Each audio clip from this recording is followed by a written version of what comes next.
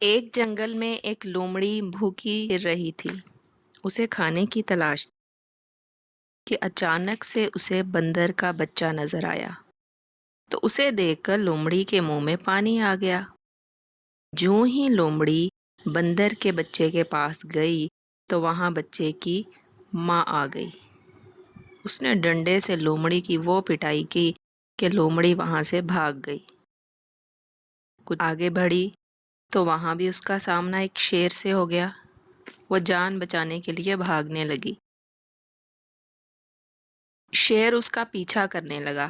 بھاگتے ہوئے لومڑی کے سامنے ایک جھاڑی آئی۔ جھاڑی کے پیچھے کنواں تھا۔ لومڑی اسی کنویں میں گر گئی اور کہنے لگی، اے اللہ، شیر سے تو نے میری جان بچا لی، اب اس کنویں سے باہر کیسے نکلوں؟ لومڑی اسی سوچ میں تھی کہ اس نے ایک بکرے کی آواز سنی۔ لومڑی نے آواز لگائی، کون ہے بھائی؟ اپنا مکھڑا تو دکھائے، ادھر تو آؤ۔ بکرے کو سمجھ نہیں آیا کہ آواز کہاں سے آئی ہے۔ بکرا کنویں کے پاس آ کر رک گیا اور بولا، یہ آواز کہاں سے آئی ہے؟ لومڑی بولی، میں کنویں کے اندر ہوں، ذرا کنویں کے اندر جھانک کر دیکھو۔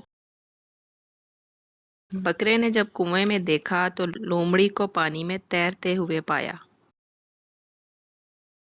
بکرا بولا، ارے تم یہاں کیا کر رہی ہو؟ چالاک لومڑی نے کہا، ٹھنڈے اور میٹھے پانی کے مزے لے رہی ہوں۔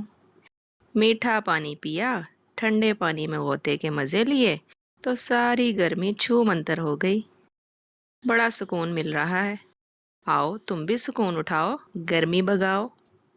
میں تو یہاں اکیلی ہوں، لیکن ایک سے بھلے دو ہوتے ہیں۔ بکرا لومڑی کے جھانسے میں آ گیا۔ اس نے کچھ بھی سوچے بغیر کنویں میں چھلانگ لگا دی۔